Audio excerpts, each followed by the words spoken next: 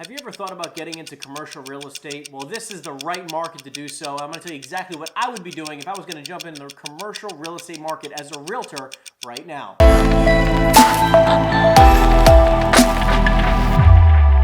So welcome everybody. We're talking about how to get into commercial real estate and the exact specific strategies that I would be implementing right now if I jumped into the commercial real estate business as a brand new or a rookie agent. So the most important thing about commercial real estate is that it's all about the deal. Most investments, most properties, most transactions are done because the people are looking to take their money and get a return on their investment when it comes to commercial real estate. Yes, there's of course people who are looking for properties that they're going to buy for their business and put their business in as well, but most transactions are for investors. So it all comes down to finding great deals. So a good part of this video is going to be talking about exactly the strategies that I'm implementing, that I suggest you implement in order to find fantastic deals for investors near you. Now understand this, commercial real estate and residential real estate, yes, they're basically two completely different languages. However, there's an incredible amount of similarities when it comes to finding deals. It is not overly complicated. It just takes a little bit of experience and practice. First and foremost, it's to understand that cold calling, like I talk about constantly on this channel, is going to be your best friend. I run a cold calling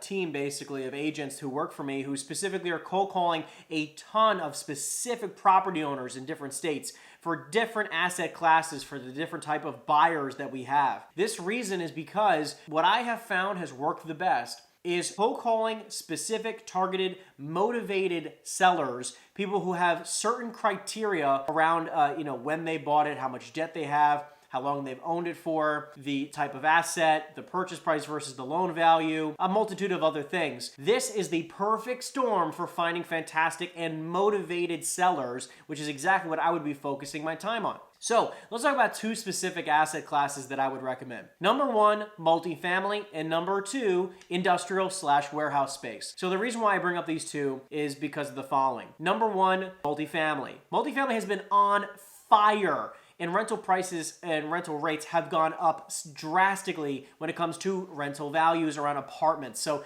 this is, by the way, all around the country. Just like home prices have been rising, rental values have been rising like crazy. Some areas as much as 20% in a year in 2020, 2021. Think about it.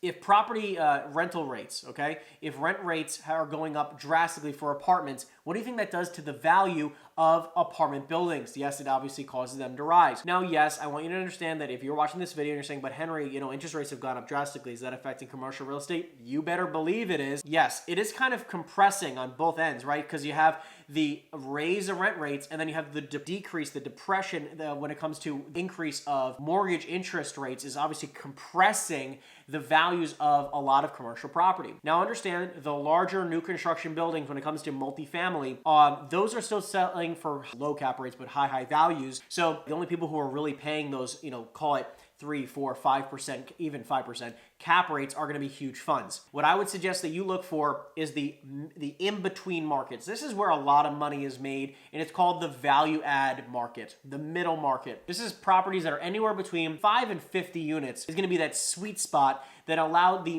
middle of the range buyers, that people who have anywhere between $500,000 and $5 million, which is more common than you'd imagine. Because listen, when you're dealing with the middle of the range people, those people are going to be able to, they're not going to have as much competition as the people who are trying to buy a 200, 300, 400 unit building. And plus, if you're a brand new realtor and you're trying to find properties in that range, you don't really have the experience, I'm telling you, it's going to be very, very hard for you to compete. However, if you're finding properties that are maybe 5 units, 10 units, 15 units, 20, I would even say 5 to 20 could be a fantastic sweet spot to start at. Because listen, you don't really need a lot of experience. Yes, I suggest that you got to practice and work harder and harder at it, running numbers and understanding. And I'm not saying you don't have to understand it, but what I am saying is that you're going to have an easier time dealing with the buyers when you're in that easy playing pool. When it comes to warehouse and industrial space, understand that this is a fairly tricky asset class, and it's going to take quite a bit of practice and experience when it comes to running numbers and working with clients. You're gonna wanna get a really clear idea of what they're looking for. And what I suggest is you could even start looking at just strictly warehouse space to start, because it's a pretty simple asset class in itself underneath the industrial pillar. But warehouse space can be a pretty easy thing to get involved in. The most complicated, obviously, is when you're gonna get into much larger warehouse spaces, because what's gonna happen is that obviously your buyer's gonna have to be a little bit more sophisticated to take on a 10, 20, 30, $50 million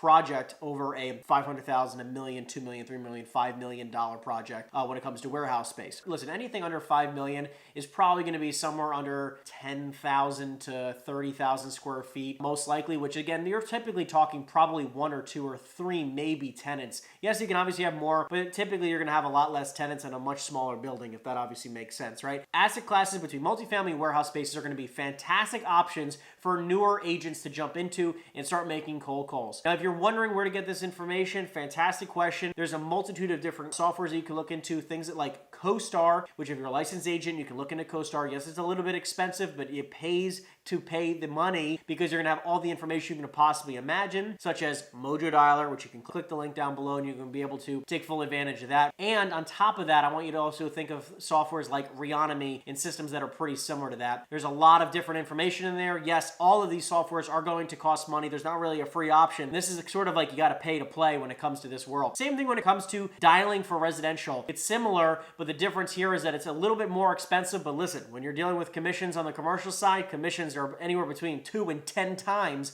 as much money. Next point here is driving for dollars. Just like on the residential side, if you're looking for investment deals, yes, you're going to be wanting to look for rundown properties. When you're driving down the street and you see any type of retail, office, multifamily, warehouse, industrial, anything, and it looks really, really run down, that's a good sign that someone's neglecting it, but it's a good sign that they might consider selling it. That's one. Number two is going to be any type of large vacancy that you can notice. So if you're driving down a road or a highway and you see that there's a office building or a strip mall and there's a very noticeable vacancy in the space, listen, this might be harder to notice when you're doing warehouse or multifamily, but when you're looking at it retail, that's pretty obvious if there's a vacancy. Like I was just driving down one of the major highways here in New Jersey the other day with one of my partners, and there was a huge, I'm talking about 50, maybe 100,000 square foot retail center. It was one tenant, it used to be a Lowe's, and it's been vacant for quite some time. So huge spaces, pretty obvious to see if it's vacant or not. That seller might consider hearing an offer, or probably at least wants a tenant which you can help them find. Especially if you don't see a for sale sign or for lease sign by another commercial broker, there's gonna be some opportunity for you to make some money. The next thing you're gonna wanna do is look for rent by owner signs. For rent by owner signs are fantastic opportunities for you to take advantage of somebody who might wanna consider selling their property, but what they're hoping and praying for is a tenant right now. And listen, this market is super choppy. So this is being recorded at the beginning of May in 2022. And the stock market's been tumbling for quite some time. The interest rates are rising. A lot of things that are kind of all over the place. So this could be a perfect time for somebody to sell their property for a fantastic price before who knows what's going to happen. And by the way, this is not a market prediction by any means, but it's pretty damn uncertain as to what's about to happen in the future. So this could be a good time for somebody to cash out and hopefully, maybe make a decent retirement. The last thing I want to have you pay attention to when it comes to single tenant properties. Single tenant properties are something like a smaller warehouse, smaller retail center, smaller office building. When you see single tenant buildings, what happens here is typically this property was purchased because the owner was going to occupy it themselves. This is why somebody would buy a smaller, I wouldn't say strip center, but smaller retail space, smaller office space, smaller warehouse. So this is because typically they're buying it for themselves. And most people are buying a single family home to buy it to live in for themselves, right? So it's similar in the commercial world. If you're seeing a smaller building, typically it's owner occupant. So if you see that vacant, that could be a fantastic opportunity that person would want to sell the building because again, they were occupying it and maybe they retired and now they're trying to sell the building or trying to re-rent it. And again, sometimes those can be a little bit more complicated to rent or to sell. So because again, the buyer pool is different. Anyways, these are my top tips when it comes to finding fantastic deals in the commercial world if you want to take your first step into it. I hope this video helps. If you have any questions, make sure you comment down below and I'll make sure I'll make a custom video just for you. Other than that, guys, I love you so much and I'll see you in the next video. Take care.